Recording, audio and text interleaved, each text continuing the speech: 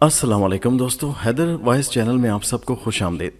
दोस्तों, आज हम आपकी खिदमत में पेश करेंगे अंबर नाग मारिया कहानी वापसी का सफ़र, किस्त नंबर 150, दूसरा हिस्सा, खोपड़ियों का महल। मारिया जो ही कैबिन में दाखिल हुई, दोनों ठग आपस में बातें कर रहे थे। चंपत लाल ने कहा, गणपत लाल, तुम इस लड़के को यतीम खाने से ले तो आए हो, इसके मुतालिक मालूम कर लिया कि कौन है, कहाँ से आया है, कोई आगे पीछे है तो नहीं जो कल को रास्ते का कांटा बन जाए। गणपत लाल ने जवाब दिया, मैंने कच्ची गोलियां नहीं खेली, उम्र भर ठगी की है। अनाथ आश्रम के निगरान ने बताया था ये बच्चा छोटा ही था कि इसे कोई रहम खाकर सड़क से रोता हुआ उठा लाया था और अनाथ आश्रम में पहुंचा गया था।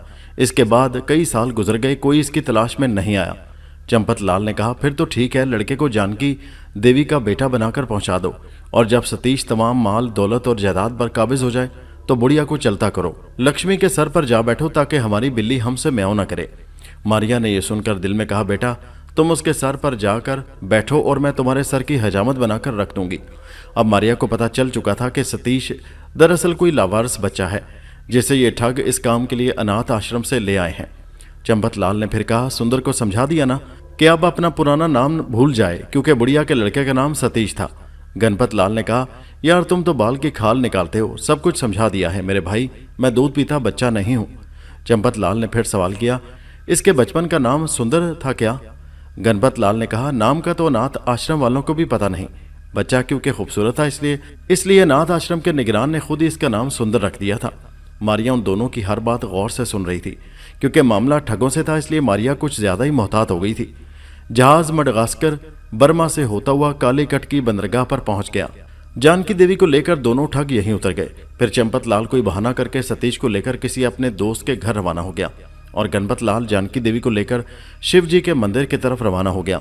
उस जमाने में बड़े बड़े मंदिरों में यात्रियों के ठहरने के लिए बेशुमार कमरे भी होते थे, जिनमें दूर दराज से आए हुए यात्री ठहरा करते थे। गणपत लाल और जानकी देवी पहले बड़े पुजारी के दर्शन को गए, अपनी इच्छा बयान की कि वो अपने गुमशुदा बेटे को भगवान से लेने आई है, और फिर उसकी इजाज़त से मंदिर के मुंतजिम ने उन्हें ठहरने के लिए कमरा दे दिया। चंपत लाल सतीश को लेकर अपने एक दोस्त के यहाँ जा पहुंचा और उसे अपना भतीजा जाहिर करके उसके घर में ठहरा दिया और खुद अपने दोस्त को बताकर कि वो शिव जी के मंदिर के बड़े पुजारी के दर्शन कर आए मंदिर में आ गया। बुढ़िया के बेटे सतीश के बाजू पर चंद्रमा का स्याह निशान था जो पैदाइशी था, और बुढ़िया ने यही एक निशानी अपने बेटे की ठगों को बताई थी। लिहाजा काफी दौड़ धूप के बाद ही उनको बाजू पर चंद्रमा के निशान वाला लड़का अनाथ आश्रम से मिला था। गोया सुंदर के भी पैदाइशी चंद्रमा का निशान बाजू पर था और यही चीज उसकी खुशकिस्मती बनकर उसे अनाथ आश्रम से महलों में ले जाने वाली थी। आज के दिन तो जानकी देवी ने मंदिर के कमरे में आराम किया। कल यहाँ बड़ी सालाना पूजा होने वाली थी और ठगों ने जानकी से कह रखा था इसी बड़ी पूजा में उसको खोया हुआ सतीश मिल जाएगा। जानकी देवी तो आराम करती रही और दोनों ठग अपनी बनाई हुई स्कीम पर अमल दरामद करने पर गौर करते रहे, जबकि मारिया भाई उन दोनों के सरों पर सवार बिल्कुल उनके करीब ही रही। मंदिर दुल्हन की तरह सजाया गया था। दूर दूर से यात्री यहाँ मुरादें लेने और पूजा पाठ में हिस्सा लेने आए हुए थे। दूसरे दिन सुबह ही चंपत लाल सतीश को लेने अपने दोस्त के यहाँ चला गया और गणपत लाल जानकी देवी को कबल अज वक्त मुबारक देने और खुशामद में मसरूफ हो गया। फिर मर्दंगों पर चोट पड़ी, नाकोस की सदा मंदिर के कोने कोने में फैल गई, मजीरे बजने लगे और देवदासियां सोने की थालियों में घी के दीप जलाए सफेद साड़ियों में मलबूस कितार दर कितार शिव जी की मूर्ति के सामने आरती उतारने में और रक्स में मसरूफ हो गईं। बड़े पंडित माथे पर चंदन मुख्तलिफ रंगों में सजाए, जनेऊ गले में और माला हाथ में पकड़े शिव जी के कदमों में बैठे थे। चंपत लाल ने बड़े पुजारी के करीब ही एक जगह सतीश को बिठा दिया और खुद जानकी देवी और गणपत लाल के पास आ गया। मारिया भी उन लोगों के करीब ही बैठी थी। मंदिर का पूरा हाल भरा पड़ा था और तिल धरने को जगह न थी। देवदासियां रक्स में मसरूफ थीं और पंडित मंदिर में लगी हुई घंटियां जो सोने के जंजीरों से बनी हुई थी हिला हिलाकर बजा रहे थे। गणपत लाल और चंपत लाल बगला भगत बने आंखें बंद किए झूम रहे थे। फिर चंपत लाल ने जानकी देवी से कहा, देवी अब समय आ गया है, आप अपने मन में अपने बेटे का ध्यान करें और साथ साथ हरिओम का जाप भी जारी रखें। जानकी देवी बेचारी ममता की मारी तो बेटे के लिए आग के दरिया में भी कूदने के लिए तैयार थी। जिस तरह ये बताते गए वो करती गई। फिर चंपत लाल ने कहा, देवी जी पूजा के बाद जब सारे यात्री वापस चले जाएंगे, जो लड़का यहाँ रह जाएगा वही सतीश होगा। आप अपने इत्मीनान के लिए चंद्रमा का निशान देखकर पहचान लें। जोरों शोर से पूजा होती रही और फिर दोपहर के वक्त बड़े पंडित उठकर चले गए। पूजा खत्म हो गई, देवदासियां भी अपने ठिकानों पर चली गईं और फिर यात्री भी जाने शुरू हो गए। तीसरे पैर के करीब उस हाल में जानकी देवी, चंपत लाल और गणपत लाल ही रह गए। या फिर शिव जी की मूर्ति के करीब सतीश बैठा रह गया, जैसे चंपत लाल समझा कर गया था। जानकी देवी ने चारों तरफ देखा, उसे एक लड़के के सिवा अब यहाँ कोई न था। वह भागती हुई उस लड़के के पास गई जो मूर्ति के सामने झुका हुआ था, और उसके कमीज के बाजू को उलट कर देखा, वहां चंद्रमा का निशान था। जानकी ने ममता भरी नजरों से उसे देखा और कहा, बेटा ये निशान? सतीश ने कहा, माँ जी ये पैदाइशी निशान है। जानकी ने कहा, तेरा नाम क्या है? सतीश ने ठंडी सांस भरकर कहा, माँ ने सतीश नाम रखा था। जानकी की सांस धुकने की तरह चलने लगी और उसने सवाल किया, कहाँ है तेरी माँ? सतीश ने ठगों के बताए हुए सबक को दोहराया, पता नहीं बचपन में खो गया था, सिर्फ नाम याद है और धुंधली सी माँ की सूरत। जानकी ने कहा, कैसी थी तेरी माँ की सूरत? सतीश ने कहा, क्षमा करें देवी, ऐसा लगता है अगर आप जवान होती तो मेरी माँ होती। जानकी देवी ने चीख के साथ रोते हुए सतीश को गले लगा लिया। कालीकट शिव जी के मंदिर में जानकी देवी और सतीश गले मिलकर इस तरह रोए कि दोनों ठग चंपत लाल और गणपत लाल भी सतीश की अदाकारी पर अशश कर उठे। इस मंजर को देखकर तो मारिया की आंखों में भी आंसू आ गए। गणपत लाल ने चंपत लाल को कहा, यह लड़का तो हमारी तवक्को से भी ज्यादा होशियार निकला है, अब तो जानकी देवी शक कर ही नहीं सकती। फिर दोनों ठग जानकी देवी को मुबारकबाद देने लगे और जानकी देवी ने शिव जी महाराज की मूर्ति पर मुकुट चढ़ाने के लिए फौरन दोनों ठगों को रुपए दिए और कहा, असली सोने का बनवा कर लाएं, मैं ये मन्नत अपने बेटे के हाथों पूरी करवाऊंगी। सतीश अपने हाथों मूर्ति पर मुकुट सजाएगा, जरा ध्यान से बनवाना, सोना खालिस हो, मिलावट बिल्कुल ना हो। चंपत लाल ने कहा, छी छी देवी जी, भला भगवान शिव के मुकुट में कोई बेईमानी करेगा?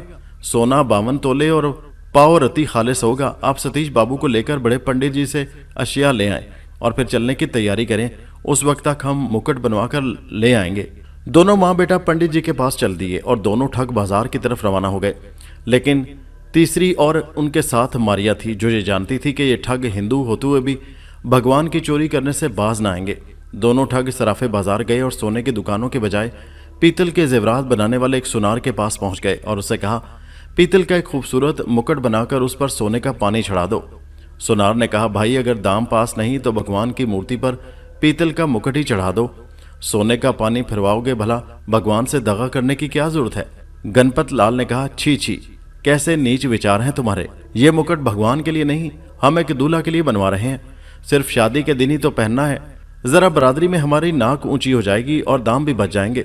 सुनार ने कहा, यह बात तो तुमने ठीक ही कहते हो भाई, इस दुनिया में दौलतमंदों ने तो गरीबों का जीना ही हराम कर दिया है।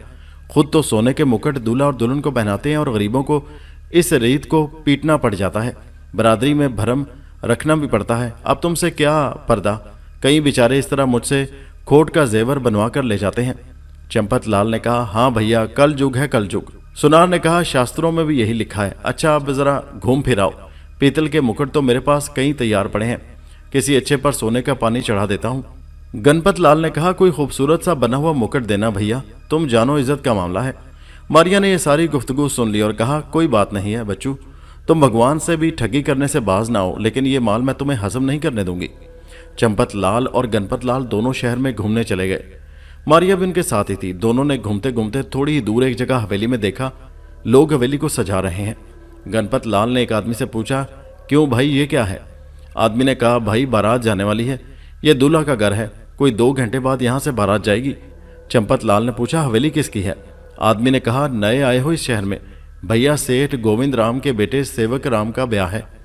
दोनों ठग वहां से चल दिए। रास्ते में गणपत ने कहा, लो भैया काम बन गया, अब तो पीतल के मुकुट के भी दाम बच गए। चंपत ने कहा, वो कैसे? दूसरे ने जवाब दिया, ये बात मुझ पर छोड़ दो। मारिया साथ ही सोचने लगी, कम वक्त यहाँ भी कोई हाथ मारना चाहते हैं। थोड़ी देर घूमकर जब सुनार के पास वापस गए तो मुकुट तैयार था। अब गणपत ने कहा, दाम हम तुम्हें मुंह मांगे देंगे, जरा थोड़ी देर बाद खुद ही मुकुट लेकर सेठ गोविंद राम की हवेली आ जाना। हम चाहते हैं सारी बिरादरी के सामने तुम मुकुट लेकर आओ, उसमें तुम्हारा ही फायदा है। हमारी बिरादरी में रिवाज है कि मुकुट सुनार लेकर आता है और अपने हाथ से दूल्हा के सर पर सजाता है, फिर बिरादरी वाले अपनी तरफ से उसे इनाम भी देते हैं। सुनार खुश हो गया और आसमान की तरफ देखकर बोला, वाह भगवान, कैसे दयालु गाहक भेज दिए हैं तूने, आज तो वारे न्यारे हो जाएंगे। गणपत ने कहा, हम चलते हैं, वहीं गोविंद राम की हवेली में आ जाना, हम दोनों वहीं मिलेंगे, क्योंकि वक्त कम है और सारी बिरादरी की खातिर तवाज़ो का भी इंतजाम करना है। सुनार ने खुश होकर कहा, आप लोग जाएं, मैं थोड़ी देर बाद आ जाता हूँ, लड़का घर खाना लेने गया है, आ जाए तो दुकान पर बिठाकर खुद आता हूँ। दोनों वहां से गोविंद राम की हवेली पहुंच गए और काम धंधे में मसरूफ हो गए। उन्होंने गोविंद राम से कहा, सेठ जी हम शादियों वगैरह में काम धंधा करते हैं, खिदमत करते हैं, गरीब हैं, लोग जो खुश होकर दे देते हैं ले लेते हैं। गोविंद राम ने कहा, ठीक है, हमें भी काम धंधा करने के लिए आदमियों की जरूरत थी, तुम आ गए, अच्छा हुआ। फिर आवाज देकर कहा, मुनीम जी, इन दोनों से भी कुछ काम ले लीजिए, भले आदमी हैं। मारिया दोनों की हिकमत अमली पर आशश कर रही थी और उनकी जहानत की कायल हो गई थी। वाकई वो अपने पेशे के बहुत माहिर मालूम होते थे। दोनों काम में लगे हुए थे कि सुनार आ गया। दोनों ने उसे भी मेहमानों के साथ ही बिठा दिया जहां दूल्हा बैठा था और मुकुट उससे लेकर कहा, तुम यहां दूल्हा के पास बैठो, हम जरा जनाने में दूल्हा की मां को ये मुकुट दिखाएं। सुनार बेचारा बारातियों में बैठ गया और ये दोनों ठग दूसरी तरफ के दरवाजे से मुकुट लेकर 9-2-11 हो गए और मंदिर का रुख किया। लेकिन मारिया ने रास्ते में चंपत लाल की जेब से एक भीड़ भाड़ वाले बाजार में सारा माल निकाल लिया। दोनों मंदिर पहुंचे और जानकी ने सतीश के हाथों में मुकुट शिव की मूर्ति को पहना दिया और फिर बड़े पंडित से आज्ञा लेकर चारों बंदरगाह की तरफ वापस मडगास्कर के लिए रवाना हो गए। रास्ते में चंपत ने जो जेब को हाथ लगाया तो वो फकीर की झोली की तरह खाली थी। उसने गणपत लाल को बताया कि लुट गए, चोरों के घर मोर पड़ गए, कोई ठगों का ठग हमें भी लूट गया। दूसरी तरफ नाग काले सफेद जंगल से तेजी से उड़ता हुआ गुजर रहा था। उसे और सुर्ख पहाड़ियों का सिलसिला नजर आ रहा था और वही उसकी मंजिल थी। लेकिन काले सफेद जंगल में यहाँ का कोई जिम्मेदार अपने साथ चंद आदमी लिए शिकार पर निकला हुआ था। उसने जो नाग को बाज बना उड़ता देखा तो खुश हो गया। नाग सुनहरी बाज की शक्ल में था और उस जमाने में जानवर निहायत कीमती समझा जाता था और बादशाहों के शौक का जानवर कहलाता था, जिन्हें बादशाह अपने महल में रखना बायसे बरकत और बायसे इज्जत ख्याल करते थे। जिम्मेदार ने अपने हवारियों से कहा कि क्या खूबसूरत सुनहरी बाज है, किसी सूरत इसे हासिल करना चाहिए। एक हवारी ने कहा, सरकार, ये तो उड़ता हुआ चला जा रहा है, भगवान जाने इसकी मंजिल कहाँ है। ये परिंदा तो कई दिन उड़ता ही रहता है और जब तक ये बैठे ना जाल भी डाला नहीं जा सकता। जिम्मेदार ने कहा, तुम इसे जो अच्छा निशानाबाज है वो इसके पर में तीर मारे, ये गिर पड़ेगा, बाद में इसके पर का इलाज हो जाएगा। ये मामूली जख्म होता है, लेकिन परिंदा पर की वजह से उड़ नहीं सकता और गिर पड़ता है। लिहाजा उनमें से एक माहिर तीर अंदाज ने कमान के चले में तीर चढ़ाकर बाज का निशाना लिया। नाग होशियार हो गया और उसने कहा, लानत है तुम लोगों को भी, शिकार के लिए मैं ही नजर आया हूं। जूं ही पहला तीर उसकी तरफ आया, वो गोता मारकर उससे बच गया। अब नाग ने सोचा कि अगर इन सब तीर अंदाजों ने अगर तीर चढ़ा लिए तो बचना मुश्किल हो जाएगा। अभी वो सोच ही रहा था कि सनसनाता हुआ एक तीर आकर उसके पर में लगा और नाग को पर में पिरोया हुआ तीर लेकर उड़ना मुश्किल हो गया। दर्द के मारे उसे चक्कर आ गया और वो फिर जमीन की तरफ गिरता ही चला गया। नाग को उस वक्त होश आया जब जिम्मेदार अपने घर में उसका बाजू पकड़कर उस पर कोई मरहम लगा रहा था। नाग के बाजू में सख्त दर्द था। जागीरदार ने मरहम लगाकर उसे पिंजरे में डाल दिया और खुद अपने आदमियों से कहने लगा, ऐसा परिंदा सालों बाद हाथ आता है, क्या खूबसूरत यह है, धूप में रखो तो मालूम होता है सोने का बना हुआ है। जल्दी से अच्छा हो जाए तो मैं इसे ले जाकर बादशाह की नज़र करूंगा। हमारा बादशाह ऐसे परिंदों का बड़ा ही शौकीन है। मुझे उम्मीद है इस परिंदे के बदले में अपने भाई को छुड़वाऊंगा जिससे इत्तफाकिया कत्ल हो गया था और बादशाह ने उसे मौत की सजा सुनाई है। मुझसे भाई और जवान बीवी और छोटे छोटे बच्चे रोते नहीं देखे जाते। जागीरदार की आंखों में आंसू आ गए।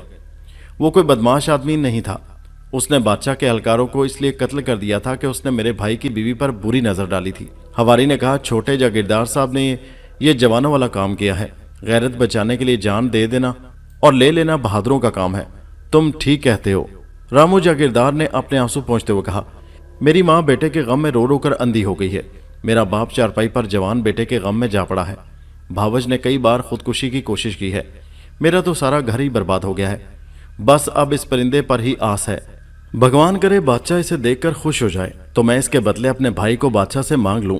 नाग पिंजरे में यह सब कुछ सुन रहा था। उसे बहुत अफसोस हुआ कि एक आदमी के लिए पूरा ही खानदान मौत के मुंह में जाने वाला है। उसने सोचा अगर मेरे बदले एक खानदान बच सकता है तो उसे बचा लेना चाहिए। बादशाह के महल से जब जी चाहेगा चला जाऊंगा। जागीरदार रोजाना 2 वक्त उसके जख्म पर मरहम लगाता रहा और उसके लिए अच्छे अच्छे खाने भी लाकर पिंजरे में डालता रहा, जिसकी वजह से नाग एक ही हफ्ते में ठीक हो गया। उसने इस दौरान में छोटे जागीरदार की बीवी को भी देखा। निहायत ही खूबसूरत लड़की थी और गुलाब के फूल की तरह मुरझा गई थी। उसने 2 मासूम खूबसूरत बच्चों को भी देखा जिनको यतीमी डसने वाली थी। जागीरदार की माँ के नोहे भी सुने जो रात रात भर अपने जवान बेटे के गम में गा गा कर मातम करती थी। चारपाई पर पड़ा बूढ़ा बाप रात भर मुर्गे बिस्मिल की तरह तड़पता रहता था जो काबिल रहम था। यही दुख नाग के पांव की जंजीर बन गए थे। उसने सोचा जहां राजकुमारी ने इतने साल गुजारे हैं, कुछ दिन और सही, इन चंद दिनों की कैद के बदले कई इंसानी जिंदगियां बच सकती हैं, उन्हें बचा लेना चाहिए। नाग अब मुकम्मल तौर पर ठीक हो चुका था और बादशाह की सालगिरह भी आ गई थी और यहाँ सारा घर उसकी कामयाबी के लिए दुआ करने लगा। खुशकिस्मत हैं वो लोग जिनके माँ और बाप हैं, इसलिए वो बाबरकत हस्तियां हैं जिनके होते हुए कोई दुख तकलीफ और बला औलाद तक नहीं पहुंच सकती। यहाँ तक कि खुदावंद करीम भी उनकी इल्तिजा को कबूल कर लेता है। सालगिरह के दिन बादशाह बहुत खुश था और उस दिन हर खासो आम को दरबार में आने की इजाज़त होती थी। लिहाजा उस दिन बड़े बड़े ओहदेदारों और जागीरदारों ने बादशाह के हजूर अपनी हैसियत के मुताबिक तहाइफ पेश किए। बादशाह आज बहुत खुश था और उस मौके से फ़ायदा उठाते हुए जागीरदार ने भी पिंजरे में बंद सुनहरी बाज पेश किया। बादशाह तख्त से उठ खड़ा हुआ और बाज को देखकर चिल्ला उठा, लाजवाब! हमारे महल में इस किस्म के परिंदे की कमी थी।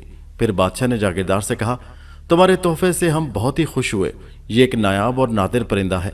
हमसे कुछ मांगो, भगवान की कसम इस परिंदे के बदले में जो मांगोगे हम देंगे। जागीरदार ने कहा, तो जान के बदले जान इनायत कर दीजिए। मेरे भाई को कत्ल के इल्ज़ाम में सजाए मौत का हुक्म है। उसके छोटे छोटे बच्चों पर रहम करते हुए उसे माफ़ कर दीजिए। बादशाह ने कहा, मुझे मंजूर है। तुमने इस परिंदे की बहुत कम कीमत मांगी है, हम तो इससे कहीं ज़्यादा देने को तैयार थे। जागीरदार ने कहा, बादशाह सलामत, मेरी नज़र में मेरे भाई की ज़िंदगी दुनिया जहान के ख़जानों से ज़्यादा कीमती है। बादशाह ने उसी वक्त दारोगा जेल को तलब किया और हुक्म दिया कि मुलजिम जगदीश चंद्र को इसी वक्त रिहा कर दिया जाए। नाग सुनकर बेइंतहा खुश हुआ। जागीरदार के भाई को रिहा कर दिया गया और दोनों भाई बादशाह का शुक्रिया अदा करते हुए यहाँ से रवाना हो गए। सुनहरी बाज का पिंजरा मीर शिकारी के सपुर्द कर दिया गया। उसने नाग को पिंजरे से निकालकर एक नहायत ही कीमती सुनहरी पिंजरे में दूसरे परिंदों के कमरे में बंद कर दिया, जहाँ अजीबो गरीब खूबसूरत परिंदे बंद थे। लेकिन रात के वक्त ये सुनहरी बाज एक बारीक सांप बनकर पिंजरे में निकलकर बाहर आ गया। उसने लौट लगाई और फिर इस डर से कि कहीं कोई और शौकीन उसे शिकार न कर ले, एक बड़ा सा गिद्ध बनकर हवा में उड़ गया। नाग रात भर उड़ता रहा। उसने काला सफ़ेद जंगल पार करके सुबह के वक्त लाल पहाड़ों के इलाका में कदम रख दिया और सबसे बुलंद सुर्ख पहाड़ी की चोटी में आकर लौट लगाई और इंसान बन गया। यहाँ उसने देखा कि सफ़ेद रेश बुजुर्ग सफ़ेद इमामा और सफ़ेद ही कपड़े पहने हुए शेर की खाल पर बैठे हाथ में तस्बीह लिए कुछ पढ़ रहे हैं। नाग चुपचाप करीब जाकर बैठ गया। थोड़ी देर के बाद बुजुर्ग ने अपना वजीफा ख़त्म करके आंखें खोल दी और नाग को देखकर मुस्कुराए और कहा, सारे ख़ानदान को तबाही से बचाने के सिले में बारी ताला तुमसे बहुत खुश हुए हैं। नाग गो बचाने वाली खुद वही ज़ात है, सिर्फ तुम्हें तो नीयत का सिला मिल रहा है। वो जिन मुसलमान है और इबादत गुजार भी है, लेकिन उससे सिर्फ यही एक गलती हुई है कि उसकी सज़ा खुद हक ताला ने तजवीज़ की है, जो मुझे मालूम है। फिर उन्होंने हाथ ऊपर किया। एक रेशमी डोरी का लच्छा उनके हाथ में आ गया। बुजुर्ग ने यह डोरी नाग को देते हुए कहा, जब जिन की मुश्कें बंद जाएं तो डंडे से कहना, लो अब तेरी बारी है। ये डंडा उस जिन पर बरसना शुरू हो जाएगा। खुदा जाने ये सज़ा उस जिन को कब तक मिलती रहेगी। तुम राजकुमारी के धड़ को सर के साथ जोड़कर कहना, राजकुमारी खुदा के हुक्म से उठ जा। वो उठ जाएगी। जो जादू के अल्फाज राजकुमारी को याद हैं वो जिन ने उसे बताए हुए हैं। इन अल्फाज को जब पढ़ा जाएगा तो वो सर से मिलने के बजाय जिन को इतला हो जाती है कि गार में राजकुमारी के पास कोई मौजूद है। तुम पहले वही अल्फाज अदा करना ताकि जिन आ जाए और उसकी सज़ा शुरू हो जाए। नाग ने बुजुर्ग के हाथों को बोसा दिया और दुआ लेते हुए डंडे और रेशम की रस्सी के साथ वहां से रुखसत हो गया। पहाड़ से उतरते वक्त उसने सोचा, ये रस्सी और डंडा लेकर वो कैसे परवाज करेगा। इसी सोच के तहत वो नीचे आ गया, जहाँ एक सफ़ेद घोड़ा जिस पर काठी चढ़ी हुई थी तैयार खड़ा था। नाग खुश हुआ कि अल्लाह ताला ने सफ़र का इंतज़ाम खुद ही कर दिया है। नाग खुदा का नाम लेकर रस्सी और डंडे के साथ घोड़े पर बैठ गया। घोड़े ने थोड़ी दूर दौड़ लगाई, फिर उसके पर निकल आए और वो तेज़ी से हवा में उड़ता हुआ दिनों का सफ़र घंटों में तय करता हुआ जिन की गार के बाहर आ उतरा। जब नाग उतर गया तो घोड़े ने कहा, ऐ नेक इंसान, मैं घोड़ा नहीं जिन हूँ और इसी बुजुर्ग का खादिम हूँ। उन्हें तुम्हारी मजबूरी का इल्म हो गया था, लिहाजा उन्होंने हुक्म दिया कि घोड़ा बनकर तुम्हें मंजिल तक पहुँचाऊँ। मैं यहाँ मौजूद हूँ, तुम्हें और राजकुमारी को उसके शहर पहुँचाकर वापस लौटाऊंगा। नाग ने खुदा का शुक्र अदा किया कि सफ़र का मसला भी हल हो गया। फिर वो बदर मुनीर की कब्र के पास गया, जहाँ राजकुमारी का धड़ पड़ा था। उसे उठाया और राजकुमारी के पास आ गया। उसके आंसू अब भी आबशार में मिलकर सुनहरी मोती बन रहे थे। राजकुमारी ने नाग को देखा तो मुस्कुरा दी। नाग ने कहा, बहन, आज़ादी मुबारक हो। अब जल्दी करो, हम यहाँ से तुम्हारे शहर रवाना हो जाएंगे और जिन अपने किए की सज़ा भुगतता रहेगा। फिर नाग ने राजकुमारी का धड़ सर के साथ रख दिया और कहा, राजकुमारी, खुदा के हुक्म से उठ। राजकुमारी का सर धड़ से जुड़ गया और वो उठकर बैठ गई। राजकुमारी ने हैरान होकर पूछा, तुमने बगैर जादू के अल्फाज अदा किए मुझे जिंदा कर दिया। नाग ने कहा, मैंने नहीं, खुदा के हुक्म से तुम जिंदा हुई हो। मैं तो एक गुनहगार इंसान हूँ, मुझ में भला ये ताकत कहाँ है। तुम्हें जिन ने धोखे में रखा था। वो जादू के अल्फाज दरअसल जिन को इतला देने के लिए थे। जिनके पढ़ने से जिन को इतला हो जाती है कि गार में कोई आ गया है। राजकुमारी ने कहा, अब उसे बुलाने की क्या जरूरत है, चलो यहाँ से निकल चलें। नाग ने मुस्कुराकर कहा कि जिन की सज़ा मेरे पास है, मुझे हुक्म हुआ है कि उसकी सज़ा शुरू किए बगैर नहीं आना। तुम खुद ही वो जादू के अल्फाज दोहरा दो, जिन आ जाएगा। शहजादी ने मुंह ही मुंह में वही जादू के अल्फाज दोहरा दिए। फिर तो गार में जलजला आ गया और चारों तरफ से खौफनाक आवाज़ें आनी शुरू हो गईं। जोर से आंधी चलनी शुरू हो गई और बिजली की कड़क के साथ ही धुआं गार में दाखिल हुआ और यह धुआं जिन की शक्ल इख्तियार कर गया। जिन ने नाग और राजकुमारी को देखा और गजबनाक हो गया और चीख कर कहा, जमीन पर रेंगने वाले कीड़े, तेरी ये जुर्रत, मैं तुझे कच्चा ही खा जाऊंगा। नाग ने कहा, बड़ा सख्त गोश्त है दोस्त मेरा, इसे पका कर खाना वरना पेट में दर्द हो जाएगा। जिन ने कहा, ओ केचवे, तू मेरे मुंह आता है। जो ही जिन आगे बढ़ा, नाग ने रेशम की रस्सी उछाल कर कहा, अपना काम शुरू कर दे। रस्सी जिन के जिस्म के गिर्द लिपट गई और उसकी मुश्कें कस दी। जिन ने बहुत जोर लगाया, फिर रस्सी ना टूट सकी। फिर नाग ने कहा, जिन भाई नाराज ना हो, मैं यहाँ से जाने से पहले आपकी तवाज़ो जरूर करूँगा। क्या हुआ, तुम मेरा कच्चा गोश्त ना खा सके? फिर डंडा उछाल कर कहा, ले भाई अब तेरी बारी है। फिर क्या था, डंडा जिन पर बरसना शुरू हो गया। नाग ने कहा, तुम्हें दोस्त कुछ खिलाकर ही जाना था, कोई और चीज़ ना सही मार ही सही, अब उम्र भर खाते रहो और पेट भरते रहो। डंडा जिन के जिस्म पर बरस रहा था और जिन चीखें मार रहा था। नाग ने हंसकर राजकुमारी से कहा, चलो, ये तो उम्र भर इसी अजाब में मुब्तला रहेगा। दोनों बाहर आए, घोड़ा मौजूद था। नाग ने कहा, मेरे साथ ही बैठ जाओ। पहले नाग घोड़े पर सवार हुआ, फिर उसने राजकुमारी को सवार करवाया और घोड़े को हुक्म दिया, हमें हिंदुस्तान के शहर काशी ले चलो। घोड़ा थोड़ी दूर दौड़ा, फिर उसके पर निकल आए। राजकुमारी हैरत से देख रही थी कि घोड़ा हवा में प्रवास कर गया। खुदा की कुदरत देखिए, जब ऊपर हवाई घोड़ा प्रवास कर रहा था और हिंदुस्तान के शहर काशी की तरफ जा रहा था, उस वक्त नीचे समुद्र में मारिया का जहाज हिंदुस्तान से मडगास्कर की तरफ जा रहा था। राजकुमारी और नाग को समुद्र में तैरता हुआ खिलौने की तरह मालूम हो रहा था, लेकिन नाग को यह पता नहीं था कि इस खिलौना नुमा जहाज में उसकी बहन मुखालिफ समत में जा रही है। वैसे नाग को अब अंबर और मारिया बहुत याद आ रहे थे कि खुदा जाने वो किस मुल्क में होंगे और कब उनसे मुलाकात होगी। उस वक्त मारिया भी जहाज में मडगास्कर की तरफ जाते हुए दोनों बहन भाई के मुतालिक सोच रही थी, जो चंद दिन भी साथ न रहे थे और फिर बिछड़ गए थे। हवाई घोड़ा एक दफा फिर जमीन की तरफ उतरा।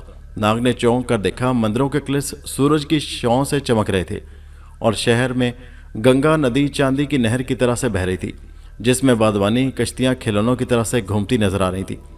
घोड़े ने शहर के एक वीराने हिस्से में दोनों को जमीन पर उतार दिया। नाग और राजकुमारी दोनों घोड़े से उतर गए। घोड़े ने नाग से कहा, अब मुझे इजाजत दो। राजकुमारी ने हैरत से घोड़े को बोलते हुए देखा। नाग ने कहा, बाबा जी से मेरा सलाम कह देना। घोड़ा इजाजत लेकर थोड़ी दूर दौड़ा और फिर हवा में प्रवास कर गया। राजकुमारी ने कहा, नाग भाई, ये बोलने और उड़ने वाला घोड़ा आज ही देखा है। नाग ने कहा, यह घोड़ा नहीं है, जिन है, और उन्हीं बुजुर्ग का मुरीद है जिन्होंने रस्सी और डंडा दिया था। ये दोनों शाही महल की तरफ रवाना हो गए। राजकुमारी के माँ बाप नाउमीद हो चुके थे कि अब उनकी बेटी उन्हें कभी न मिल सकेगी। राजकुमारी के शौहर सुरेश चंद्र के बाप ने राजा राम स्वरूप के वजीर भी थे और जिनका नाम चंद बहादुर था। उन्होंने बहुत कोशिश की कि सुरेश चंद्र शादी कर ले, यहाँ तक कि राजा ने भी इजाज़त दे दी, लेकिन सुरेश चंद्र ने कहा कि उसकी शादी राजकुमारी चंद्रमुखी से हो चुकी है और वो दोबारा शादी नहीं करवाएगा। राजा बादशाह को बेटी की आमद का इल्म हुआ तो खुशी से बाग बाग हो गया। उसी वक्त सुरेश चंद्र और अमी चंद बहादुर को भी इतला पहुंचा दी गई। जल्दी सब पहुंच गए और शादी का जश्न जो अधूरा रह गया था जबरदस्त तरीके से मनाया गया। राजा ने नाग को इनाम इकराम से नवाजना चाहा, लेकिन नाग ने यह कहकर लौटा दिया कि उसे गरीबों, यतीमों और बेवाओं में बांट दें। जिस खिदमत की कीमत वसूल कर ली जाए वो खिदमत नहीं, लालच में शुमार होने लगती है। नाग ने दो नहायत कीमती लाल, एक राजकुमारी चंद्रमुखी को और दूसरा सुरेश चंद्र को नजर किया, जिसे सब देखकर दंग रह गए। राजा और वजीर ने इतना कीमती लाल कभी नहीं देखा था, जिसे नाग ने जमीन के अंदर से किसी राजा के खजाने से या खजाने के सांप से हासिल किया था। फिर नाग ने राजा से इजाजत ली और यहाँ से रवाना हो गया। उधर अंबर फेडरिक और उसकी माँ के हाथ से होकर शहर में घूमने के लिए निकल पड़ा। वो घूम फिर रहा था, नाग और मारिया को तलाश करना चाहता था, जो तूफान में उससे बिछड़े हुए अभी तक न मिले थे, और ना ही पता चलता था कि वो किस मुल्क या किस शहर में है। अंबर ने सोचा, अब यहाँ आ ही गया हूँ तो लगे हाथों इस शहर में उनको तलाश कर लूँ। वो इन्हीं ख्यालों में खोया हुआ गुजर रहा था कि उसे शोरगुल की आवाज़ें सुनाई दी। उसने चौंक कर देखा तो लोग भागते हुए उसी तरफ आ रहे थे। वो एक तरफ हटकर हैरानी से सोचने लगा कि क्या माजरा है। फिर थोड़ी देर बाद उसकी समझ में आ गया कि एक फाइटिंग बुल खुलकर मस्ती में बाजार में आ गया और यहाँ आदमियों की भीड़ में खूनखार होकर लोगों के पीछे भाग रहा था। ज़माना कदीम में स्पेन के मुल्क में, जिसे अब हिस्पानिया कहा जाता है, बुल फाइटिंग का बड़ा रवाज था। उसमें बैलों की एक खास किस्म पाई जाती है जिनके सींग पीछे की तरफ जाने के बजाय माथे की तरफ आगे लगे हुए होते थे। लोग उनको पाल कर बाकायदा लड़ाई के लिए तैयार करते थे। ये बैल सुर्ख कपड़ा देकर खूनखार हो जाते थे। उनको बचपन से ही ऐसा ही सुधाया जाता था। सुधाने के बाद बाकायदा अरीने में लोग बड़ी रकम टिकट खर्च करके ये मुकाबला देखने आते। अरीना का एक मैदान होता जिसके चारों तरफ लोहे के जंगले लगे होते थे और उन जंगलों से बाहर नीचे से ऊपर तक चारों तरफ सीढ़ियां बनी होती थी जहां लोग बैठकर मुकाबला देखा करते थे। लड़ने वाले के हाथ में एक सुर्ख कपड़ा होता था और उसके मुकाबिल बुल छोड़ दिया जाता था। वो सुर्ख कपड़ा दिखाता और बुल खूनखार होकर उस पर झपटता और वो आदमी उसका वार बचाता। यह सिलसिला एक वक्त तक कायम रहता जिसमें कई लड़ाका आदमी बुल नोकीले सिंह और उसके इंतकाम का निशाना बनकर मारते या फिर बुल को थका देने वाला जवान जीत जाता। जब बुल थक कर मुंह मोड़कर वापस भाग जाता, उसी किस्म का एक बुल आज़ाद होकर बाजार में आ गया था और लोग उससे डर कर भाग रहे थे। कई बेचारे उसके सींगों का निशाना बन गए थे। अंबर ने देखा कि एक अधेड़ उम्र के आदमी के साथ 7-8 साल बच्ची सुर्ख फ्राक पहने चली आ रही थी। वो आदमी भी लालमी में भीड़ में फंसा हुआ था। उसने देखा कि खूनखार पला हुआ बुल तेजी से उसके करीब से गुजर गया और चंद कदम के फासले पर जाकर रुक गया। सुर्ख रंग के फराक ने उसे और वहशी कर दिया और पलटकर बच्ची पर हमला करने भागा। बाप के मुंह से चीख निकल गई। अंबर ये सब कुछ देख रहा था। उधर बुल भागकर लड़की की तरफ बढ़ा और दूसरी तरफ अंबर ने लंबी जस्त लगाई और बुल और उस लड़की के दरम्यान में आ गया। अंबर ने लड़की और उसके बाप को परे धकेल दिया और खुद बुल के दोनों सींगों को पकड़ लिया। लोग दूर दूर खड़े ये तमाशा देखने लगे। अब कभी बुल अंबर को सींगों पर उठाकर दूर तक ले जाता और कभी अंबर बुल को धकेलता हुआ मुखालिफ संद में दूर तक ले जाता। लोग दिलचस्पी से ऊंचे ऊंचे चबूतरों पर खड़े तमाशा देखने लगे और बाज ने तो बाकायदा आवाजें लगानी शुरू कर दी। एक धड़ा कहता बुल इस आदमी को मार डालेगा, दूसरा धड़ा कहता 100 सोने के सिक्के शर्त लग गई, ये आदमी बुल को खत्म कर देगा। अंबर मुकाबले में मसरूफ था लेकिन ये आवाजें उसके कान में बराबर सुन रहे थे और वह इंसान की बेइज्जती पर मातम कर रहा था जो जिंदगी और मौत के खेल में दूसरे की मदद करने के बजाय शर्तें लगा रहे थे। अंबर को तो खैर यकीन था ये बुल उसका कुछ नहीं बिगाड़ सकता, मगर वो सोच रहा था कि अगर कोई मामूली आदमी होता तो ये लोग कैसे पत्थर दिल हैं। आदमी की जान जाने के बजाय खुश हो रहे हैं, तालियां बजा रहे हैं और शर्तें लगा रहे हैं। ये खेल थोड़ी देर चलता और आखिर अंबर ने बुल की गर्दन को अपनी गिरफ्त में ले लिया और उसे तोड़ दिया और बुल जमीन पर चारों शाने चित होकर गिर कर तड़प तड़प कर मर गया। अब अंबर ने गुस्से से शर्त लगाने वाले दोनों धड़ों को देखा। अंबर ने हिकारत से उनकी तरफ थूक दिया। बच्ची का बाप उसे एक तरफ ले गया और उसका शुक्रिया अदा करते हुए कहने लगा, बहादुर इंसान, मेरे पास तुम्हारा शुक्रिया अदा करने के लिए अल्फाज नहीं है। तुमने बिन माँ की इस बच्ची को बचाकर मुझ पर बहुत बड़ा एहसान किया है। अंबर ने बच्ची को गोदी में लेकर प्यार करते हुए कहा, क्या इसकी माँ मर गई है? आदमी ने दुखी अंदाज में कहा, ऐसा ना कहो, खुदा उसे मेरी उम्र भी दे दे। मैं ही बदनसीब हूँ जिससे बाजी जीत कर भी हार दी है। अंबर ने कहा, मैं तुम्हारा मतलब नहीं समझा। आदमी ने कहा, दोस्त, दुख भरी दास्तान है। बयान करता हूँ तो हर जख्म हरा होकर लहू देने लगता है। मैं तुमसे दरख्वास्त करूँगा, यहाँ से थोड़ी दूर मेरा घर है जो कभी मेरी महबूब बीवी वर्जीनिया में और ये नन्ही बच्ची रहते थे, लेकिन आज मैं और ये उसकी निशानी नन्ही गुड़िया दोनों रह गए हैं। मेरे साथ चलो, तुम्हारी खिदमत करके मुझे इंतहाई खुशी होगी। फिर मैं तुम्हें अपनी दुख भरी कहानी भी सुनाऊंगा, मेरे दिल का बोझ हल्का हो जाएगा। अंबर सोच में पड़ गया।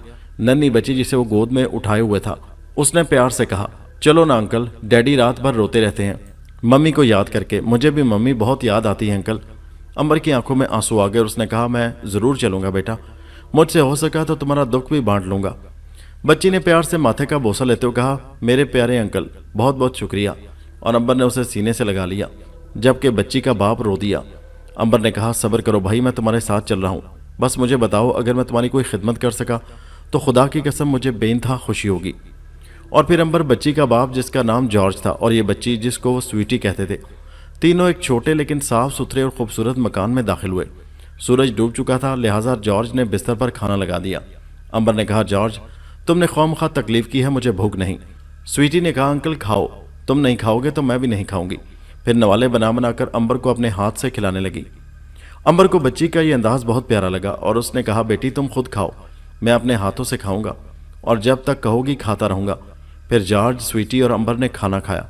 अब उसी कमरा में जहां दोनों बाप बेटी सोते थे, जॉर्ज ने अंबर के लिए एक पलंग लगा दिया और स्वीटी से कहा, बेबी तुमने सुबह जल्दी उठना है, बेटा स्कूल जाने के लिए अब सो जाओ।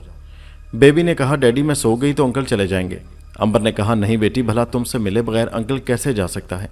अंकल तो अपनी बेटी के हुक्म के बगैर हिल भी नहीं सकता। तुम्हारे डैडी ठीक कह रहे हैं, अब सो जाओ, मैं वादा करता हूं कि कहीं नहीं जाऊंगा। स्वीटी ने अंबर से कहा, गुड नाइट अंकल, और कंबल ओढ़कर सो गई। थोड़ी देर जॉर्ज बच्ची के सो जाने का इंतजार करता रहा। अंबर समझ गया था कि जॉर्ज बच्ची के सामने अपनी दास्तान बयान नहीं करना चाहता, इसलिए वो भी इंतजार करता रहा, क्योंकि अंबर को तो नींद आने का सवाल ही पैदा नहीं होता था। फिर जब जॉर्ज ने महसूस कर लिया कि बच्ची सो गई है तो उसने अंबर से कहा, भाई वर्जीनिया मेरी वो महबूब बीवी है जिसके लिए मैंने अपने बाप की लाखों रुपए की जायदाद छोड़ दी। वो मेरी शादी अपनी भतीजी कैथराइन से करना चाहते थे, लेकिन मैं और वर्जीनिया 2 कालिब और एक जान हो चुके थे। वर्जीनिया एक गरीब लड़की थी और बेसहारा थी। मैंने उसे सहारा दिया और मेरे बाप ने मुझे हुक्म दिया, अगर मैंने वर्जीनिया के साथ शादी कर ली तो मुझे आग कर देगा। लेकिन मुझे वर्जीनिया के बदले दुनिया जहान की दौलत हेच लगती थी। मैंने उससे शादी कर ली और अपनी तमाम जायदाद पर ठोकर मारकर अपना वतन छोड़कर यहाँ बसा। हम दोनों में बेइंतहा मोहब्बत थी, एक दूसरे के बगैर रह नहीं सकते थे। हमारे घर स्वीटी हुई और हमारी खुशी और दुबाला हो गई, लेकिन तकदीर को हमारी ये खुशी एक आंख ना भाई। स्वीटी अभी छोटी ही थी कि एक तारीख रात को मशहूर डाकू ने हमारे घर को घेर लिया। यहाँ से दूर पहाड़ों में जो वादी है उसे लोग मौत की वादी के नाम से पुकारते हैं, क्योंकि यही वादी उन डाकुओं का ठिकाना है। उस गिरोह का सरदार ब्लैक लायन बड़ा ही जालिम है। उस तारीख रात को ब्लैक लायन और उसका गिरोह कहीं से लूट मार करके लूट रहे थे कि उनको प्यास लगी। मेरा मकान करीब देखकर उन्होंने दरवाजे पर दस्तक दी। मैंने कुंडी खोल दी और ब्लैक लायन को देखकर खौफ से मेरा रंग जर्द हो गया। ब्लैक लायन ने कहा, फिक्र ना करो, तुम जैसे कंगले के घर पर रखा ही क्या है जिसे हम लूटेंगे, हमें पानी पिलाओ। मैं एक बाल्टी पानी की और गिलास लेकर बाहर गया। वर्जीनिया ने मुझसे पूछा, कौन है? मुझ पर खौफ से कपकपी तारी थी, कोई जवाब न दे सका और वर्जीनिया मेरे पीछे बाहर आ गई। वर्जीनिया बहुत खूबसूरत थी और ब्लैक लायन की नज़र उस पर पड़ गई। वो वर्जीनिया को देखकर हंसा और मुझसे मुखातिब हुआ, मैंने गलत कहा था कि तुम कंगले हो। जहां इस किस्म का कोहे नूर हीरा हो वो गरीब का घर नहीं हो सकता। वर्जीनिया भी डर के मारे थर थर कांप रही थी। फिर ब्लैक लायन ने अपना घोड़ा आगे बढ़ाया और वर्जीनिया को उठाकर घोड़े पर बिठा लिया। मैं आगे बढ़ा तो उसने मुझे ठोकर मारकर गिरा दिया और वर्जीनिया को लेकर चला गया। अंबर ने कहा, तुमने कानून का सहारा क्यों ना लिया?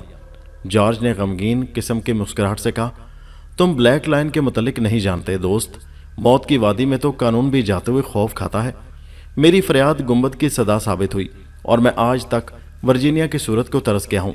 मुझे जिंदगी से प्यार नहीं, लेकिन स्वीटी के लिए जी रहा हूँ। अंबर ने कहा, मुझे तुम्हारी दास्तान सुनकर बहुत दुख हुआ है दोस्त। मैं स्वीटी के लिए वर्जीनिया को उन डाकुओं से छीन लाऊंगा। जॉर्ज ने दुख के साथ कहा, अगर वो जिंदा हुई तो? अंबर ने कहा, मौत और जिंदगी खुदा के हाथ में है, लेकिन मैं तुमसे वादा करता हूँ कि उस मौत की वादी में कानून जाए ना जाए, मैं ज़रूर जाऊँगा। जुल्म के खिलाफ जहाद करना ही मेरा ईमान है। सुबह स्वीटी जब स्कूल चली जाएगी मैं यहाँ से रवाना हो जाऊँगा। उसके सामने गया तो जिद करेगी और उसकी मासूम जिद के सामने मेरा हौसला जवाब दे जाएगा। जॉर्ज ने कहा, दोस्त तुमने पहले ही मुझ पर जो एहसान किया है वही क्या कम है? मैं तुम्हें अपनी मुसीबत की भेंट नहीं चढ़ाना चाहता। तुम तन्हा मौत की वादी का रुख ना करना। तुमने सिर्फ इसका नाम सुना है, वहाँ तो कदम कदम पर मौत का पहरा है। तुम जैसे अच्छे आदमी को जिंदा रहना चाहिए। तुम्हें वहाँ जाने का मशवरा देना खुद गर्जी है। अंबर ने कहा, तुम मेरी फिक्र ना करो, हमारे सामने तो मौत भी बेबस हो चुकी है। सुबह जब स्वीटी बेदार हुई तो सबसे पहले उसने अपने डैडी से अंकल के मुतल्लिक पूछा। अंबर ने कहा, बेटी मैं यहाँ हूँ, मैंने वादा किया था ना, अपनी बेटी से मिले बगैर नहीं जाऊँगा। स्वीटी ने कहा, अंकल एक वादा और करें कि आप हमेशा हमारे साथ रहेंगे। अंबर ने कहा, बेटी मुझे चंद रोज़ के लिए जाना पड़ेगा। मुझे उम्मीद है मेरे जाने के बाद तुम अपने डैडी को तंग ना करोगी। फिर जब मैं लौट के आऊँगा तो अपनी बेटी के लिए एक बहुत अच्छी चीज़ तोहफे में लाऊंगा। स्वीटी ने कहा, अच्छा अंकल, लेकिन आइएगा ज़रूर, चाहे तोहफा ना भी लाएं। अंबर ने कहा, तोहफा भी लाएंगे और ख़ुद भी आएंगे। फिर स्वीटी ने जिद करके अंबर को अपने साथ नाश्ता करवाया और अंबर का माथा चूमकर खुदा हाफिज़ कहकर अपने डैडी के साथ स्कूल चली गई। अंबर ने यहाँ से निकलकर जॉर्ज के बताए हुए रास्ते पर चल दिया जो मौत की वादी की तरफ जाता था। मडगास्कर में जानकी देवी की एक बहुत बड़ी हवेली थी। काफ़ी ज़मीनें और जायदाद थी और पूरे गांव की मालिक थी। सतीश को अपने साथ बग्गी में बिठाकर जानकी ने तमाम अपनी जायदाद और ज़मीनें दिखाईं और हर एक से मिलवाया और कहा कि उसका बेटा मिल गया है।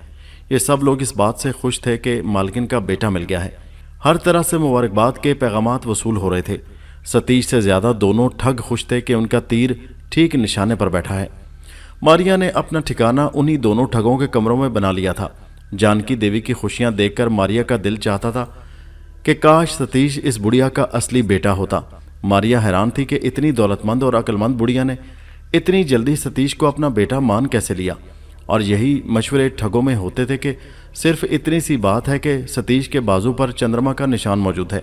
बुढ़िया ने यकीन कर लिया कि ये उसका बेटा है। चंपत लाल ने कहा, गणपत लाल, अब इस चक्कर को छोड़ो और बच्चे जमोरे से कहो कि तमाम जायदाद का लेन देन और तिजोरी की चाबियां इसके हाथ आ गई हैं, कुछ गुरु दक्षिणा तो दे। 7 महीने से एक फूटी कौड़ी वसूल नहीं हुई थी। माल मिला भी तो किसी हमारे ही उस्ताद ने हाथ दिखा दिया। मारिया ये सुनकर मुस्कुरा दी। गणपत लाल ने कहा, आज ही सतीश हवेली से बाहर जाए तो जिक्र करूंगा, और तुम भी तो बुढ़िया को कहो कि बेटा उसे हमारी वजह से मिला है, कुछ रकम तो दे हमें। चंपत लाल ने कहा, तूने तो मेरे मुंह की बात छीन ली, मैं आज ही बुढ़िया से बात करूंगा। सतीश आज पहली मर्तबा जमीनों के लगान की वसूली के लिए निकला था। बुढ़िया को लावारिस और कमजोर जानकर कई किसानों ने लगान की रकम दबा रखी थी।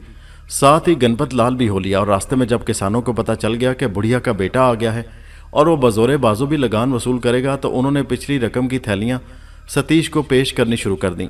और शाम होने तक सतीश ने काफ़ी रकम जो किसान दबाए बैठे थे वसूल कर ली। रकम को देखकर गणपत लाल के मुंह में पानी आ गया, और आखिर उसने मौका देखकर सतीश से जिक्र किया कि इस पर हमारा भी हक है, इन थैलियों में से 2-4 गायब कर लो तो तुम्हें कौन पूछने वाला है। लेकिन सतीश ने कहा, बुढ़िया ना भी पूछे तो उस्ताद पूछने वाला ऊपर तो बैठा है, ज़रा मुझे कदम तो जमाने ले दो। जब डूबी हुई रकमों की वसूली करके मैं देवी माँ को दूंगा तो फिर वो मुझ पर भरोसा हो जाएगा। हो सकता है मुझे आजमा रही हो, गरम गरम खाने से मुंह जल जाता है। ये जवाब सुनकर गणपत लाल अपना सा मुंह लेकर रह गया। दूसरी तरफ बुढ़िया को खुश देखकर चंपत ने कहा, देवी जी, अब सतीश बाबू घर आ गए हैं, लेकिन आपने हमारी खिदमत का इनाम अभी तक नहीं दिया। हालांकि सतीश बाबू के बारे में बताने वाले हम ही लोग हैं। जानकी ने कहा, वो तो ठीक है चंपत लाल जी, तुम्हें तो मालूम ही है मैं तिजोरी की चाबियां भी बेटे के सपुर्द कर चुकी हूँ। अब तुम इनाम भी उसी से मांगो, मुझ बुढ़िया के पास क्या रखा है। सूखा जवाब सुनकर चंपत लाल के तन बदन में आग लग गई। उसने दिल ही दिल में कहा, कोई बात नहीं बुढ़िया, तुझे क्या पता है कि तेरे घर में नकब लगाने वाला हमारा ही हाथ है। सीधी उंगली से घी नहीं निकलता तो उसे टेढ़ी उंगली से निकालना पड़ता है। रात को जब दोनों भाई अपने कमरे में मिले तो गणपत लाल ने कहा, सतीश तो चिकना घड़ा है, हाथ ही रखने नहीं देता, कहता है थोड़ा इंतजार करो। हालांकि आज उसने डूबी हुई खासी रकम वसूल की है, चाहता तो 1-2 थैलियां हमारे हवाले कर सकता था। तुम सुनाओ बुढ़िया क्या कहती है। चंपत ने जवाब दिया, क्या कहती है, सुनोगे तो तुम्हारे तन बदन में भी आग लग जाएगी। हिराफा कहती है, मैंने तो तिजोरी की चाबियां सतीश को दे दी हैं, उससे जो चाहो मांग लो। मारिया ने यह सब सुना तो उसे बहुत खुशी हुई। गणपत ने कहा, तो क्या ख्याल है, घी अगर सीधी उंगली से नहीं निकलेगा तो जरा टेढ़ी कर लेंगे। चंपत ने कहा, अभी नहीं, सतीश का ख्याल ठीक है, हमें थोड़ा इंतजार कर ही लेना चाहिए। मारिया ने दिल में कहा, बच्चू तुम तो अब सारी जिंदगी इंतजार ही करते रहोगे। अब मारिया ने सोचा चलकर माँ बेटे की बातें भी सुननी चाहिए। वो जानकी देवी के कमरे की तरफ गई। यहाँ जानकी के बेटे सतीश ने थैलियां रखी हुई थी और खाते निकाल कर हिसाब उसे समझा रहा था। जानकी ने कहा, मुझे क्या बताता है, दौलत तेरी है, जहाँ जी चाहे खर्च कर, जहाँ जी चाहे रख। हाँ, वो चंपत लाल इनाम मांग रहा था, मैंने कह दिया कि सतीश से मांग लो, मैंने चाबियां उसके सपुर्द कर दी हैं। सतीश हंसने लगा और फिर माँ की गोदी में लेटकर कहने लगा, ये ठग अब भी मुझे नकली सतीश ही समझ रहे हैं। वो कह रहे थे 1-2 थैलियां गुरु दक्षिणा की हमें भी दे दो। बुढ़िया ने कहा, ये ठग से ज्यादा तो मुझे पागल लगते हैं, ये नहीं समझते मैंने इत्मीनान करने के बाद ही चाबियां सतीश के हवाले की हैं। वो तुम्हें अब भी लावारिस और यतीम बच्चा समझ रहे हैं, जिसे उन्होंने यतीम खाने से लाकर शिवानी के मंदिर में बिठा दिया था। मारिया हैरान होकर हंसने लगी। सतीश ने कहा, माँ मेरी समझ में नहीं आता, धर्मेंद्र चाचा ने ऐसा क्यों किया। जानकी ने कहा, वो तेरे बाप के ज़माने से हमारा मुनीम था, तेरे बाप के मरने के बाद उसने खूब गबन किया। मैंने जब हिसाब किताब देखा तो मुझे उसकी बेईमानी का पता चल गया और मैंने उसे निकाल बाहर किया, तो वो भी छोटा था और बाहर बागीचे में खेल रहा था। ये जालिम बदला लेने के लिए तुझे उठाकर ले गया। सतीश ने कहा, हाँ माँ, मुझे ख्वाब की तरह से याद है, मैं खेल रहा था। मुनीम चाचा ने मुझे मिठाई दिलाने के बहाने अपने साथ आने को कहा और फिर मुझे जहाज़ में बिठाकर ले गए। फिर न जाने हम कहाँ उतर गए। और फिर याद है कि हम एक बाग से गुजर रहे थे कि मुनीम चाचा को सांप ने डस लिया और मैंने सांप को देखकर डर कर रोता हुआ भागा। एक आदमी ने मुझे गोद में उठाकर प्यार किया और फिर ले जाकर एक आदमी के हवाले कर दिया। आज पता चलता है कि वो अनाथ आश्रम था। वो अनाथ आश्रम वाला आदमी बड़ा अच्छा था, मुझे प्यार से सुंदर कहता था। फिर मैं इस नाम से मशहूर हो गया। उस आदमी ने मुझे पढ़ाना शुरू कर दिया, मैं बड़ा होता गया और एक रोज़ ये दोनों वहाँ आए। जाने से क्या बात हुई उन्हें मैं बाबूजी कहता था। फिर बाबूजी ने कहा, बेटा सुंदर, तेरे बाजू पर चंद्रमा का निशान है ना। बाबूजी ने यह निशान चंपत लाल को दिखाया और मुझे कहा, ये तेरे चाचा हैं, तुझे तलाश करते हुए यहाँ पहुंच गए हैं, बड़े भले आदमी हैं, तुम इनके साथ जाओ। मारिया बड़े गौर से यह दास्तान सुन रही थी। फिर सतीश ने कहा, मैं चंपत लाल के साथ चला गया। फिर मुझे ये सुनकर हैरत हुई कि ये अच्छे लोग मुझे किसी मालदार बुढ़िया का नकली बेटा बनाकर दौलत हथियाना चाहते हैं। उस वक्त मुझे पता न था कि वो मालदार औरत खुद मेरी माता जी हैं, लेकिन फिर भी मैंने ये सोच रखा था, ख्वाह कुछ भी हो, उस बुढ़िया की दौलत को इन ठगों से ज़रूर बचाऊंगा। बुढ़िया ने कहा, तेरे ध्यान में मेरी सूरत थी और तूने पहचान लिया, मैं तेरी माँ हूँ। मैंने सिर्फ एक निशानी चंद्रमा वाले निशान की ही इन्हें बताई थी, बाकी निशानियाँ इसलिए इनको ना बताई थी कि मेरे साथ धोखा ना हो। फिर मैंने तेरे अंक की एक एक निशानी देखी और किसी शुबे की गुंजाइश ही नहीं रही। इधर तूने अपना घर भी पहचान कर अपने एक एक खिलौने के लिए मुतल्लिक मुझसे पूछा जो मैंने संभाल कर रखे हुए थे। सतीश ने कहा, माँ ये बड़े खतरनाक लोग हैं, मेरा ख्याल है इन्हें कानून के हवाले करवा दूं। जानकी ने कहा, बेटा नहीं, दूध का जिला छाछ भी फूंक फूंक कर पीता है। अब मैं किसी से दुश्मनी नहीं करना चाहती, ऐसे खतरनाक लोग मार धाड़ और कत्ल पर उतर आते हैं। मैं कहती हूँ अपनी जान का सदका देकर इन्हें रुखसत कर दे। सतीश ने कहा, ठीक है माँ, अब तुम आराम करो, फिर सोचेंगे इनके बारे में। मारिया को यह जानकर बेहद खुशी हुई कि सतीश ही जानकी का असली बेटा है। वो जो ही यहाँ से बाहर निकली, ये देखकर हैरान रह गई कि दोनों ठगों ने माँ बेटे की सारी बातें सुन ली हैं। वो दरवाजे से लगे खड़े थे और जब वो सो गए तो ये दोनों अपने कमरे में आए और मशवरा करने लगे कि आज रात ही तिजोरी को साफ कर दें, जो भी हाथ आता है लेकर यहाँ से रफू चक्कर हो जाए। उन्हें क्या मालूम था कि हम असली को नकली बनाकर ले आए हैं। गणपत ने कहा, इसीलिए कहते हैं सब कुछ भगवान के हाथ में है। अब देख लो, हमने तो दोनों हाथों से बुढ़िया की दौलत समेटने का मंसूबा बनाया था, लेकिन भगवान ने हमारे ही हाथों उस दौलत को बचाने वाला भेज दिया। चंपत ने कहा, मेरा ख्याल है तिजोरी में काफ़ी दौलत मौजूद है और तिजोरी की चाबी सतीश के सिराने के नीचे है, ये काम आज ही कर डालो। गणपत ने कहा, ठीक है, ज़रा रात और गुजर जाने दो। मारिया ने कहा, बच्चों इसी आखिरी मार्के के लिए तो मैं यहाँ आई थी, मैं सारा इंतजाम कर लूँगी। फिर आधी रात गुजर जाने के बाद दोनों ठग आए और चोरी से जानकी देवी के कमरे में जा घुसे। उन्हें यह देखकर हैरत हुई कि कमरा अंदर से बंद करना वो लोग भूल गए थे। उन्हें क्या इल्म था कि यह काम मारिया का था। फिर वो अंदर दाखिल हुए। दोनों ने अपनी जेबों से खंजर निकालकर हाथों में पकड़ लिए। फिर एक बुढ़िया के सिराने खड़ा हो गया। गणपत ने जाकर सतीश के सिराने से चाबी निकालकर तिजोरी खोली और तमाम दौलत समेटकर एक बड़ी थैली में भरी। जो ही वो पलटा, उसके जिस्म से लगकर कोई चीज गिरी, जिससे दोनों माँ और बेटे की आंख खुल गई।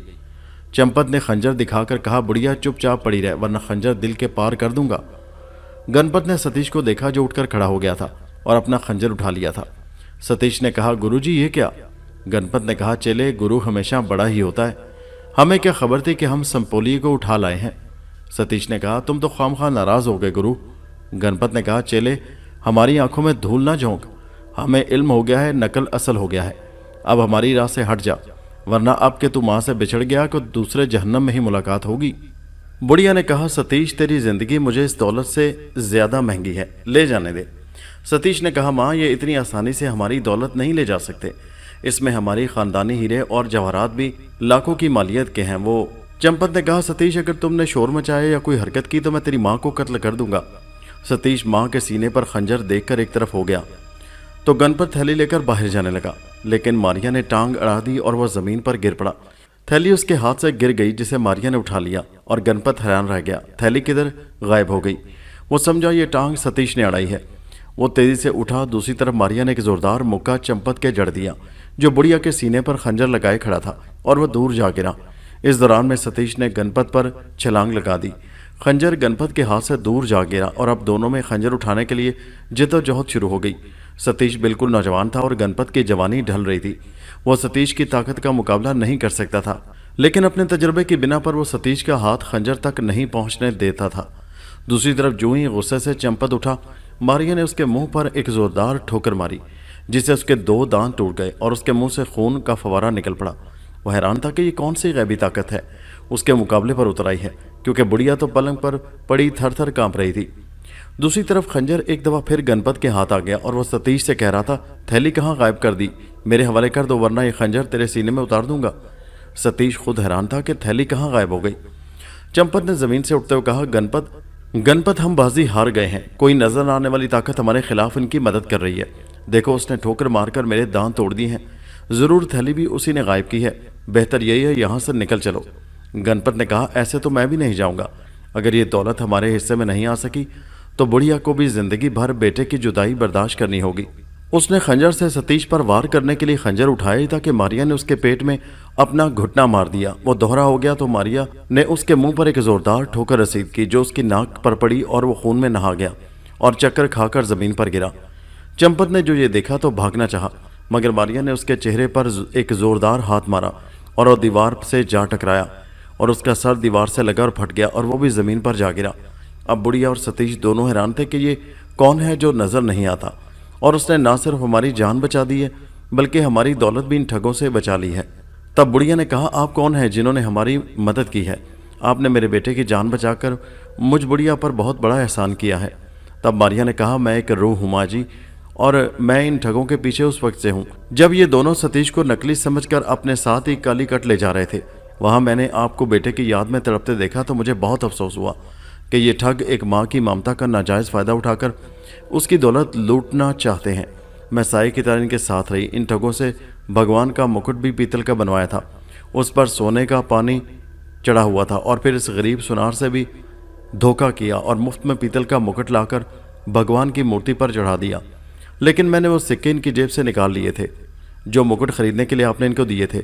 मैंने देख लिया था कि इन्होंने छुपकर आज माँ बेटा की बातें सुन ली है और इन्हें पता चल गया है कि नकली बेटा नहीं असली है। फिर इन्होंने तिजोरी से दौलत चुरा लेने का प्रोग्राम बनाया। मैंने सुन लिया और इनको सजा देने के लिए यहाँ आ गई। मारिया ने सोने के सिक्के निकालकर बुढ़िया के सामने रख दिए और कहा, ये है मुकुट के लिए दिए हुए सिक्के। फिर थैली सामने रखकर कहा, ये रही वो थैली। फिर सतीश से कहा, तुम चाहो तो इन्हें सुबह कानून के हवाले कर देना, क्योंकि सुबह तक तो ये होश में आने के काबिल नहीं है। बुढ़िया ने कहा, कितनी सुंदर आवाज़ है तेरी बेटी, काश मैं तुझे देख सकती और अपने कलेजे से लगा लेती। तूने एक माँ का कलेजा ठंडा किया है, भगवान तुझे इसका सिला दे। सतीश ने कहा, बहन हमारे पास अल्फाज नहीं है जिससे तुम्हारा शुक्रिया अदा कर सकें, फिर भी कोई खिदमत हमारे लायक हो तो बताओ। मारिया ने कहा, भाई हम किसी लालच या खिदमत के लिए किसी की मदद नहीं कर रहे, बल्कि बुराई के खिलाफ हमेशा जहाद करते हैं। इंसानियत की खिदमत करना अपना फ़र्ज समझते हैं। जालिम के खिलाफ हमेशा मजलूम की मदद करते हैं, जिसका सिला हमें इंसान से नहीं बल्कि खुदा से मिलता है। अच्छा खुदा हाफिज, मैं जा रही हूँ। फिर दोनों माँ बेटे को हैरत में डालकर मारिया उनके कमरे से निकल आई। अभी आधी रात बाकी थी। उसने सोचा क्यों ना ठगों के कमरे में रात गुजार लूँ, सुबह यहाँ से निकल जाऊंगी। वो ठगों के कमरे में आई और सुबह के इंतजार में चारपाई पर लेट गई। उधर नाग हिंदुस्तान के कदीम शहर काशी के बुलंद और सुनहरी कलशों वाले मंदिर देखता हुआ मारिया और अंबर की तलाश में घूम रहा था। उसने सोचा इस शहर में भी देख लूं, शायद उनमें से किसी से मुलाकात हो जाए। वो घूमता हुआ गंगा नदी के किनारे किनारे चला जा रहा था, जहाँ हिंदू लोग अपने पाप धोने के लिए गंगा के पानी में नहा रहे थे। गंगा के एक किनारे पर काशी शहर आबाद है, जहाँ बेशुमार मंदिर हैं और हिंदू लोग सारा साल उस शहर की जियारत को आते रहते हैं। शहर से थोड़ी ही दूर गंगा नदी के दूसरे किनारे पर एक पुराना और शिकस्ता मंदिर है जो अब गैराबाद है। यहाँ कभी गणेश देवता की पूजा हुआ करती थी। मंदिर की आलिशान इमारत में जगह जगह दरारें पड़ी हुई हैं और मशरक़ी हिस्सा शिकस्ता होने के बायस गिरकर ज़मीन बोस हो चुका है। उस मंदिर के पास ही शमशान घाट है, जहाँ हिंदू अपने मुर्दे जलाते हैं और फिर उनकी राख गंगा में बहा देते हैं। किसी ज़माने में ये मंदिर नया नया बना था, कोई 400 साल पहले की बात है। तो नाग उस वक्त किसी साधु का असीर होकर यहाँ आया था। उस वक्त में ये इलाका खासा आबाद था, जहाँ मिट्टी के ऊंचे ऊंचे टिब्बे खड़े हैं। यहाँ शहर का बारौनक हिस्सा था और बड़े जोरों शोर से गणेश देवता की पूजा हुआ करती थी। फिर एक हादसे के बाद शहर का यह हिस्सा तबाह हो गया, तो दूसरी तरफ नए शहर की तामीर शुरू हो गई और ये जगह वीरान होकर रह गई। नाग 400 साल पुराने जमाने के तस्वरों में खोया हुआ था कि बैंड बाजों की आवाज़ सुनकर चौंक पड़ा। उसने मुड़कर देखा, एक जुलूस शमशान घाट की तरफ आ रहा था, जहाँ सामने ही लकड़ियों का एक ढेर लगा हुआ था। जब जुलूस पास आ गया तो नाग ने देखा उस जुलूस में एक 13 साल की लड़की दुल्हन बनी हुई है। नाग ने एक आदमी से पूछा, क्या माजरा है? उस आदमी ने जवाब दिया, ये लौंडी कलावती है जो दुल्हन बनी है। इसकी शादी 4 साल की उम्र में नंद किशोर के लड़के राम किशोर से हो चुकी थी। अभी तक विदाई नहीं हुई। अगले साल विदाई हुई थी, लेकिन इसका पति हैजे में मुब्तला होकर मर गया है। नाग ने कहा, तो ये बाजे ताशे इस खुशी में बजाए जा रहे हैं? आदमी ने गुस्से से कहा, तुम भी निरे बुद्ध हो। अरे भाई, ये लड़की सती होने आई है, आग में जिंदा मरेगी ताकि इसकी आत्मा भी इसके पति की आत्मा से मिल जाए और फिर दोनों एक साथ दूसरा जन्म लें। नाग ने देखा लड़की बहुत खूबसूरत थी, लेकिन उसके चेहरे पर मौत की जर्दी छाई हुई थी। अभी गरीब ने जवानी की दहलीज में कदम ही रखा था। अभी हाथों में मेहंदी रचाकर घूंघट निकालकर वो अपने ससुराल भी ना गई थी। उसके पति ने उसकी और उसने पति की सूरत भी न देखी थी कि पैगाम अजल आ गया। खामद का तो वक्त पूरा हो गया था, लेकिन इस मासूम को ये जालिम लोग ज़बरदस्ती आग में जलाने ले आए थे। उसने देखा पंडित श्लोक पढ़ रहा था और लड़की का बाप लकड़ियों के ढेर पर घी डाल रहा था। कलावती अपनी माँ के सीने से लिपटी दबी दबी सिसकियों के दरमियान एहतजाज कर रही थी। माँ मुझे बचा लो, माँ मैं मरना नहीं चाहती, माँ मैं मरना नहीं चाहती। माँ बेचारी का खुद बुरा हाल था और वह तसल्ली दे रही थी, बेटी इज्जतदार घरानों में यही दस्तूर चला आ रहा है। विधवा अगर सती ना हो तो उसकी ज़िंदगी मौत से बदतर हो जाती है। समाज में वो अच्छी नज़र से नहीं देखी जाती। और जैसे कार्रवाई आगे बढ़ती जा रही थी, लड़की माँ के सीने से लिपटी जा रही थी। माँ तो समाज के डर से रो भी नहीं सकती थी। नाग ने सोचा यह कितना बड़ा जुल्म है कि इंसान को जिंदा आग में जला दिया जाए। ये विधवा है जिसने शौहर के घर की दहलीज के अंदर भी कदम नहीं रखा, जिस गरीब ने शौहर की शक्ल भी नहीं देखी। लड़की का बाप और दीगर समाज के मोअज़्ज़िज़ आदमी लड़की को लेने आ गए। लड़की चीख मारकर मां से लिपट गई और पागलों की तरह हिज़यान बकने लगी। मैं नहीं मरना चाहती, मैं जिंदा रहना चाहती हूँ। मैं ऐसे समाज को नहीं मानती जिसमें इंसान पर जबर करके उसे जिंदा जला दिया जाए। समाज के मोअज़्ज़िज़ अरकान लड़की की इस गुस्ताखी पर सेख पा हो रहे थे और उसके बाप से कह रहे थे, राम स्वरूप तुम्हारी लड़की के मुंह में तो गज भर की जुबान है। अच्छा हुआ इसका पति मर गया और विदाई ना हुई, वरना ससुराल से जूते खाकर निकाली जाती। बाप के माथे पर शर्म से पसीना आ रहा था। माँ बार बार कलावती के मुंह पर हाथ रख रही थी और फिर रही सही कसर पंडित ने पूरी कर दी और आकर ऐलान कर दिया, इस लड़की पर किसी बदरूह का साया पड़ गया है। पंडित एक लकड़ियों के ढेर से उठा लाया और कह रहा था कि अभी इस बदरूह को इसके शरीर से उतार देता हूँ। मेरा नाम पंडित बालक राम है, क्या समझ रखा है इस बदरूह ने। फिर उसने लड़की को मारना शुरू कर दिया। लड़की की चीखों से नाग का दिल दहल गया और उसने तहिया कर लिया, ख्वाह कुछ भी हो जाए वो इस लड़की को बचाने की जरूर कोशिश करेगा। पंडित ने मार मार कर लड़की को बेहोश कर दिया और वह जमीन पर गिर पड़ी। पंडित ने राम नाम की जय का नारा लगाते हुए फखरिया कहा, देख लो निकाल दी ना बदरू। नाग ने दिल में कहा, बदबख्त, रूह की जगह तूने तो इस गरीब की रूह निकाल दी। फिर बेहोश लड़की को उठाकर वो लकड़ियों के ढेर पर रख दिया गया और बेहोश लड़की के ऊपर जल्दी जल्दी और लकड़ियां चुनी जाने लगी और उसके जिस्म को लकड़ियों के ढेर के नीचे दबा दिया गया। नाग ने सोचा अगर अब भी कुछ ना किया गया तो बेहोशी में ये लड़की जल मरेगी। फिर इससे पहले कि लड़की का पिता लकड़ियों को आग दिखाए, नाग हाथी बनकर काली के मंदिर में चिंगारता हुआ शमशान में दाखिल हुआ। पंडित ने गणेश जी की जय का नारा लगाया। हाथी ने सबसे पहले पंडित को उठाकर हवा में उछाल दिया। अब क्या था, सब लोग डर के मारे भाग गए। हाथी ने लकड़ियों के ढेर से लड़की को निकाला और लेकर मंदिर में चला गया। अब किसी को भी जरूरत ना हुई कि वो दोबारा यहाँ आ सके। समाज के ठेकेदार कह रहे थे, हम पहले ही समझ गए थे कि लड़की के जिस्म में बदरू नहीं बल्कि गणेश जी थे, उन्होंने ही लड़की को स्वीकार कर लिया है। फिर वो लड़की के बाप को मुबारक दे रहे थे, राम स्वरूप तुम्हारी लड़की बड़ी भाग्यवान है जिसे देवता ने स्वीकार कर लिया। और फिर ये अंधे एतकाद के मालिक बेवकूफ़ लोग गणेश जी की जय के नारे लगाते हुए वापस लौट गए। अंदर नाग ने लड़की को एक चबूतरे पर लिटा दिया और फिर इंसान के रूप में आकर उसे होश में लाने लगा। उसके जिस्म पर जालिम पंडित ने मार मार कर जख्म बना दिए थे। नाग गंगा से पानी लाया जिसके छींटे लड़की के मुंह पर मारे और बड़ी मुश्किल से लड़की को होश आया, जो डरी सहमी हुई चारों तरफ देख रही थी। फिर जो ही नाग पर नजर पड़ी उठकर बैठ गई और कहा, क्या मैं स्वर्ग में आ गई हूँ? अब आप मेरे पति। नाग ने सोचा इस लड़की की हालत ख़राब है, अगर इसे कह दिया तो जिंदा है तो जलाए जाने के खौफ से इसके दिमाग पर बुरा असर पड़ेगा, हो सकता है ये पागल हो जाए। उसने लड़की की जान बचाने के लिए कह दिया, हाँ कलावती, मैं ही। और कलावती ने झट से शर्माकर घूंघट निकाल लिया। नाग अजीब मुसीबत में फंस गया। लड़की घूंघट की ओर से कन अखियों से देख रही थी।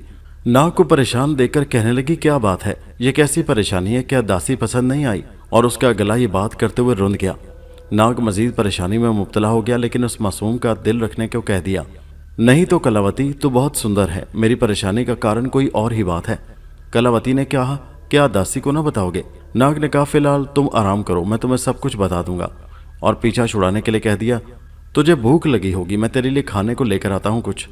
बाहर निकलकर नाग ने एक ठंडी सांस ली और कहा, अब घबराते क्यों हो बेटा, ये ढोल तो तुमने खुद ही गले में डाल लिया है, अब धीरे धीरे ही इसे हकीकत से आशना करना होगा। इस शहर में तो इसकी शादी मुमकिन नहीं, किसी दूसरे शहर में जाकर इसकी शादी किसी अच्छे से लड़के से करनी होगी, तब जाकर तेरा पीछा छूटेगा। और वह सोचता हुआ बाजार की जानिब चला गया कि कलावती के लिए खाना लेकर आए। सब लोग तो जा चुके थे, लेकिन एक आदमी था जो छुप कर ये सब देख रहा था, और वो था वही पंडित जिसे नाग ने उठाकर हवा में उछाला था। इत्तेफाक से वह जहाँ गिरा था वहां बरसों जलाई जाने वाली अर्थियों की राख इकट्ठी हो चुकी थी, इसलिए उसे चोट न आई और वो भागकर मंदिर में जा छुपा। फिर जिस जगह नाग ने कलावती को जाकर लिटाया था, उसके करीब ही जाली से वो पंडित सब कुछ देख चुका था। नाग ने बाजार से जाकर मिठाई पूरियां वगैरह खरीदी और दोबारा मंदिर की राह ली। जब वो मंदिर में दाखिल हुआ तो कलावती वहां नहीं थी। नाग ने समझा यहीं कहीं होगी और चबूतरे के पास ही बैठ गया। फिर अचानक कलावती के टूटे हुए हार पर उसकी नज़र पड़ गई। उसने सारा मंदिर छान मारा, लेकिन कलावती गायब हो गई और टूटा हुआ हार गवाही दे रहा था कि उसे किसी ने ज़बरदस्ती यहाँ से ले जाने की कोशिश की है और इसी जोर आजमाई में कलावती का हार टूट गया है। उधर अंबर जॉर्ज के बताए हुए रास्ते पर चलता रहा और फिर एक जगह आकर उसने एक होटल के बाहर बैठे हुए आदमी से, जो चाय पी रहा था, मौत की वादी का पता पूछा। चाय की प्याली पहले जोर से छलकी और फिर गिरकर टूट गई। मौत की वादी का नाम सुनकर वो आदमी एकदम एक तरफ भाग गया। अंबर हैरत से देखकर आगे बढ़ गया। थोड़ी दूर जाकर उसने देखा कि एक आदमी सर पर घास का गट्ठा उठाए आ रहा है। अंबर ने उससे दरियाफ्त किया, बड़े मियाँ, क्या तुम मुझे मौत की वादी का पता बता सकते हो? अंबर ने देखा कि बूढ़े का सारा बदन कांप गया और वो घास का गट्ठा फेंक कर भाग गया। अंबर को बड़ी हैरत हुई कि आखिर इस नाम में क्या जादू है कि लोग सुनकर ही भाग जाते हैं।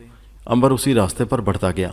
एक जगह उसने देखा जमीन पर एक कवि हैकल बूढ़ा बैठा है और उसके अपने पाँव को टखने के पास जोर से पकड़ रखा है। अंबर ने करीब जाकर हमदर्दी से पूछा, क्या मैं आपकी कोई मदद कर सकता हूँ? बूढ़े ने अंबर को गौर से देखा। अंबर को महसूस हुआ ये बूढ़ा कोई छटा हुआ बदमाश है, लेकिन फिर भी वो इस वक्त किसी मुसीबत में मुब्तला था और मुसीबत में किसी के काम आना नेकी का काम है। बूढ़े ने कहा, मेरे पाँव पर सांप ने काट लिया है, तुम पहले कोई चीज़ जोर से मेरे टखने से ऊपर बांध दो ताकि जहर फैल न सके। अंबर ने अपना रुमाल निकालकर जोर से बूढ़े के टखने पर बांध दिया।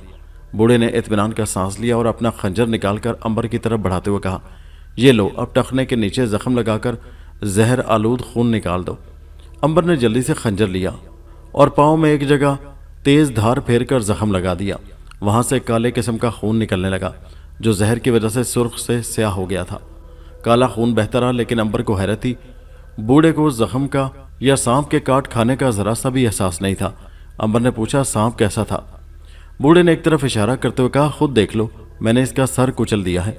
अंबर ने देखा सांप काफी जहरीला था और उसे बूढ़े के हौसले और बहादुरी की दाद देना पड़ी। उसने बूढ़े से कहा, इस उम्र में आपका ये हौसला है तो जवानी में क्या हाल होगा? बूढ़े ने कहका लगाया और कहा, मुझे कभी बुढ़ापे का एहसास ही नहीं हुआ। जवानी में सिर्फ ताकत ही दिमाग न था, लेकिन अब को तो ताकत के साथ साथ दिमाग भी काम करने लगा है, इसलिए मैं समझता हूँ मैं जवानी से ज्यादा ताकतवर हूँ। अंबर को यह जवाब सुनकर फिर हैरत हुई। अब स्याही माइल खून के बजाय सुर्ख खून उसके जख्म से बह रहा था। बूढ़े ने कहा, जहर निकल गया है, रुमाल खोल दो। अंबर ने रुमाल खोल दिया। बूढ़े ने जमीन से तीर कमान उठाया और कुछ परिंदे जिन्हें वो शिकार करके लाया था इकट्ठे किए और जाने की तैयारी करने लगा। अंबर ने कहा, क्या आप मुझे मौत की वादी का रास्ता बताएंगे? बूढ़े की पेशानी पर बल पड़ गए और उसने कहा, लड़के, अभी तेरी उम्र मौत की वादी में जाने वाली नहीं। वहां जाकर क्या लेना है तूने? जहां तरफ मौत ही मौत का पहरा है। अंबर ने कहा, मैं समझा नहीं। बूढ़े ने कहका लगाते हुए कहा, मौत को वही समझ सकते हैं जो जिंदगी भर इससे आंख मचोली खेलते रहे हों। तू अभी नादान है, तूने सिर्फ मौत का नाम सुना है, उसे देखा नहीं। इस शहर में अजनबी है। अंबर ने कहा, हाँ ऐसा ही समझ लो। बूढ़े ने कहा, आ मेरे साथ, यहाँ से करीबी मेरी हट है, वहां चलकर परिंदे भून कर खाएंगे। फिर मुझे बताना कि तू वहां क्यों जाना चाहता है, मैं तेरी मदद करूंगा। मौत की वादी कभी मेरा भी घर रहा है। अंबर ने सोचा, ये निहायत काम का आदमी है। फिर उसने बूढ़े का थैला खुद उठा लिया और कहा, चलो वहां चलकर मैं तुम्हारे जख्म पर पट्टी भी बांध दूंगा और परिंदे भूनने में तुम्हारी मदद भी करूंगा।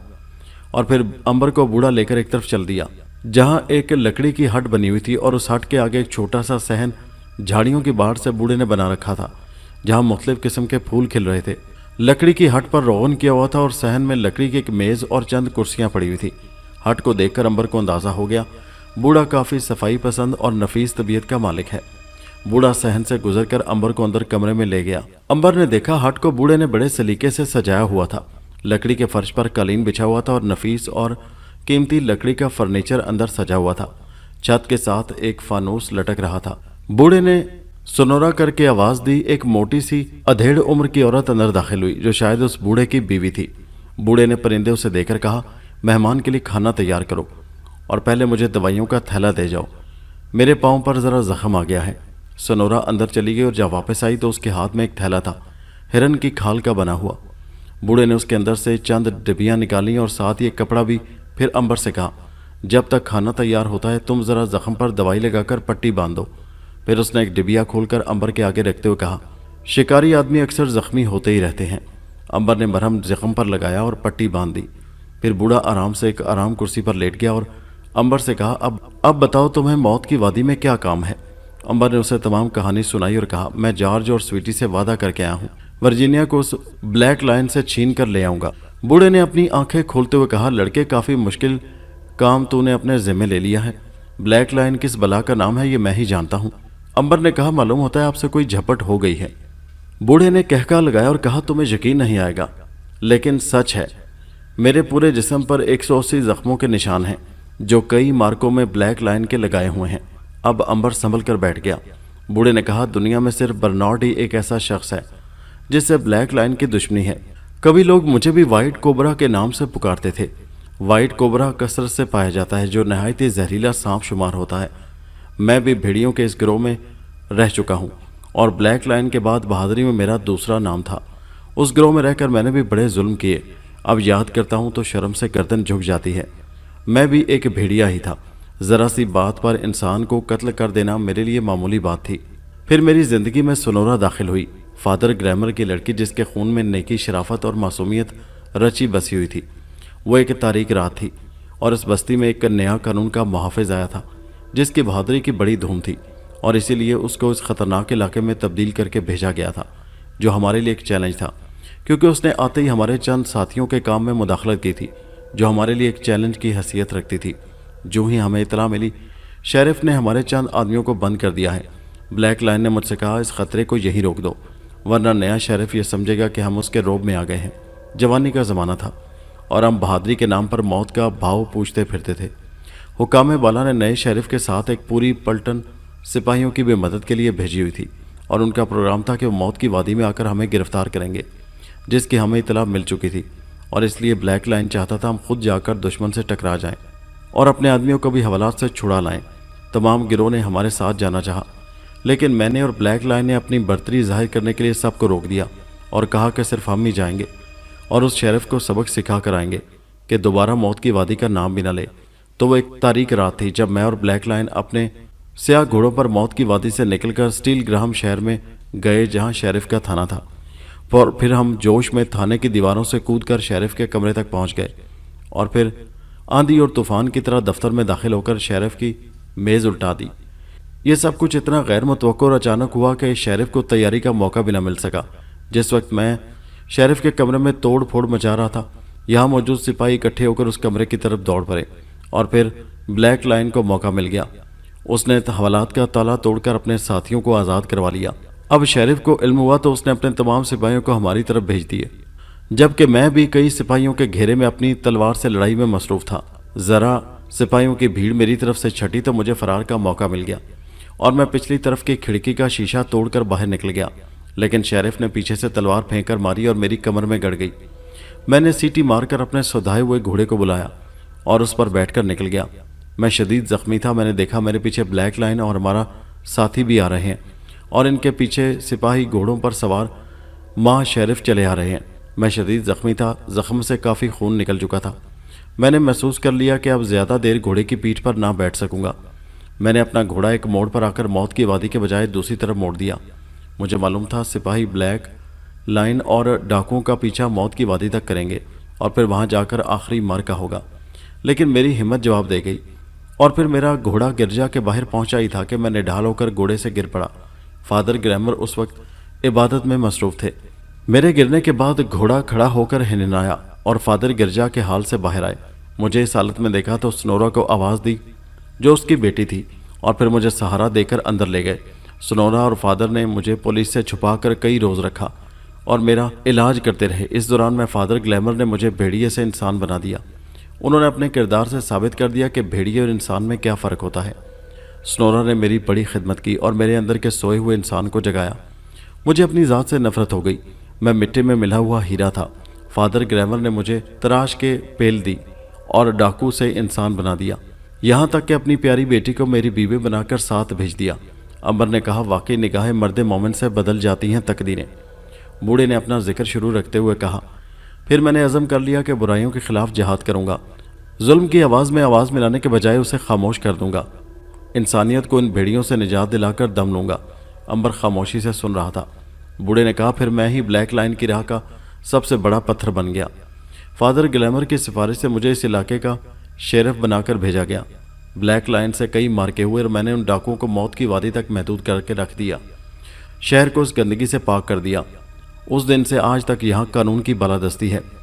डाकू शहर में दाखिल होते हुए डरते हैं। आज तुमने आकर मुझे जवानी की याद भी दिला दी है और जख्म भी हरे कर दिए हैं। तुम बहादुर आदमी हो और तुमने मौत की आंखों में आंखें डालकर मुकाबला करने की हिम्मत है। रास्ता मैं दिखाऊंगा, मंजिल पर पहुंचना तुम्हारा काम है। इस दौरान में सरोरा परिंदे पका कर ले आई और अंबर को भूख न होने के बावजूद खाने में बूढ़े शेरिफ का साथ देना पड़ा। दिन के वक्त मारिया जानकी देवी के घर से रवाना हो गई। वो शहर में घूम फिरकर अंबर और नाग को तलाश करती रही, यहाँ तक कि वो बग्गियों के अड्डे पर आ गई और यहाँ से जाने वाले मुसाफिरों की रौनक देखने लगी। अचानक उसने देखा शहर की तरफ से एक बग्गी नहाई तेज रफ्तारी से आती हुई दिखाई दी। रास्ते में कई मुसाफिर, नीचे आते हुए बच्चे, कई शरीफ आदमियों को उछालती हुई मारिया के करीब से गुजरी। बग्गी के घोड़ों के नतनों से झाग निकल रहा था और ऊपर बैठा कोचवान चाबक बरसा रहा था। बग्गी के पर्दे गिरे हुए थे और ऐसा लगता था कि ये बड़ी उजलत में यहाँ से भाग जाना चाहते हैं। मारिया ने सोचा जरूर दाल में कुछ काला है। फिर जब उसके पास से बग्गी गुजरी तो भागकर बग्गी पर चढ़ गई और कोचवान के करीब बैठकर उसने अंदर झांका। उसमें एक लड़की की मुश्कें कसी हुई थी और एक आदमी चमकदार खंजर लिए उसके पास बैठा था। मारिया चुपचाप कोचवान के करीब ही बैठ गई।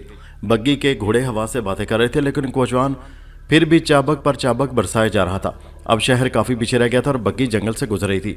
फिर जंगल के दरमियान जाकर अचानक बग्गी एक कच्चे रास्ते पर मुड़ गई और 2-3 मोड़ मुड़ने के बाद एक शिकस्ता कदीम इमारत के पास रुक गई। इस इमारत का ज्यादातर हिस्सा खंडर में तब्दील हो चुका था।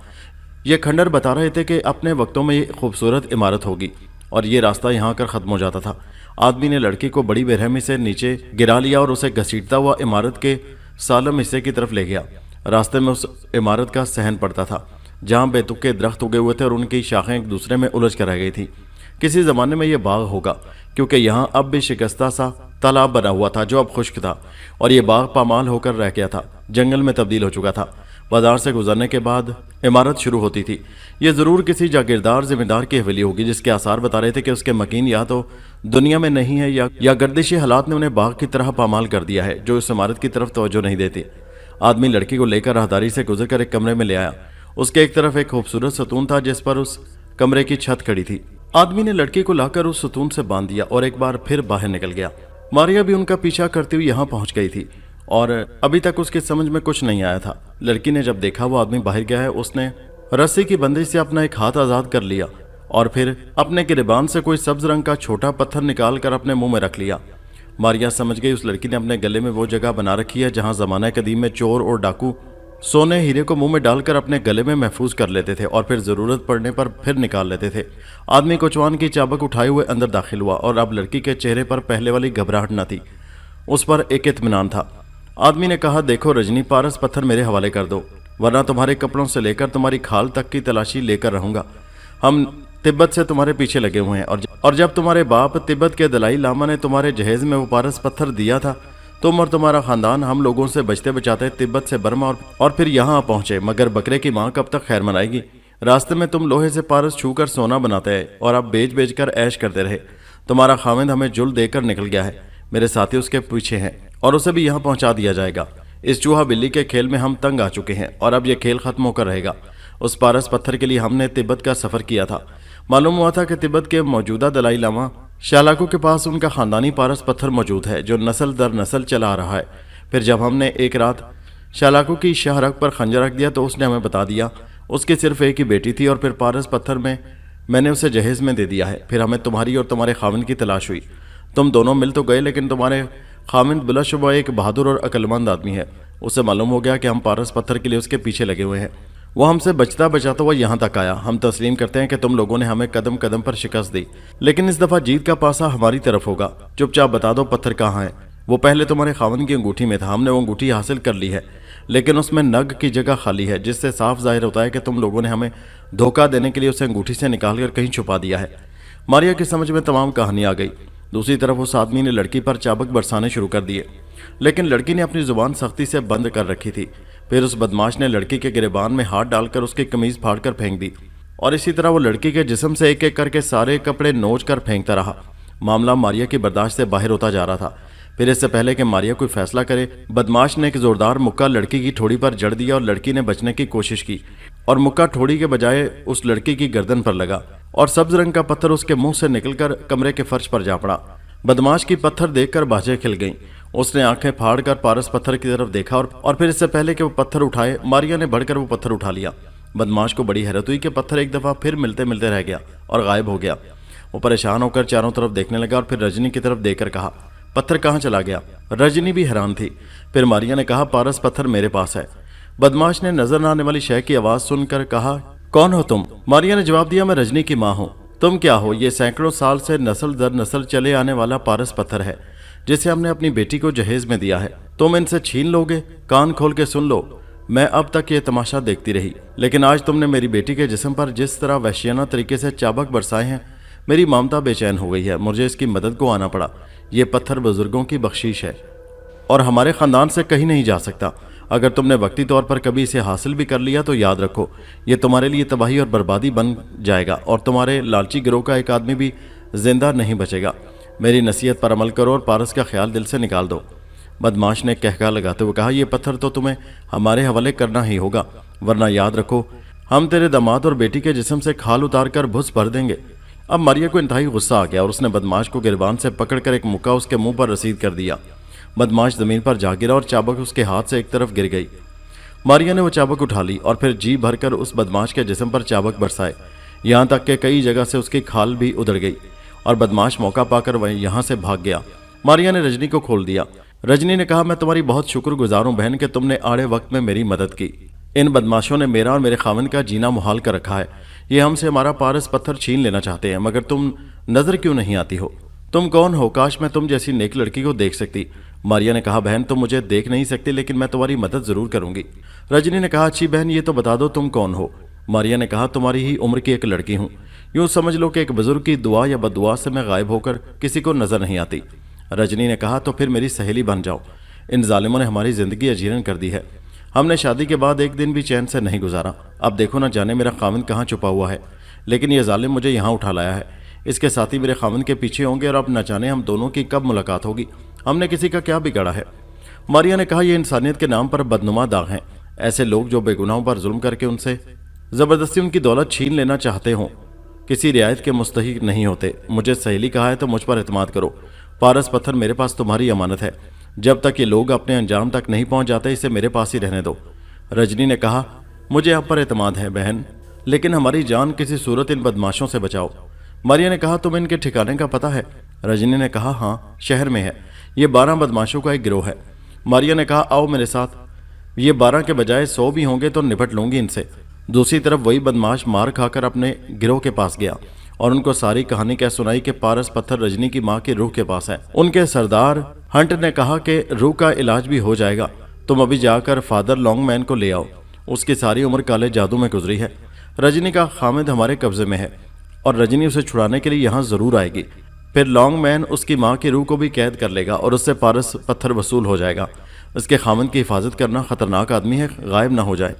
एक साथी ने कहा, हमने उसे साथ वाले कमरे में बांध रखा है। फॉरमैन और टेज दोनों उसकी हिफाजत कर रहे हैं। हंट ने कहा, ठीक है, अब वही एक मोहरा हमारे पास है जिसकी वजह से रजनी यहाँ जरूर आएगी। उसे हमारा ठिकाना मालूम है।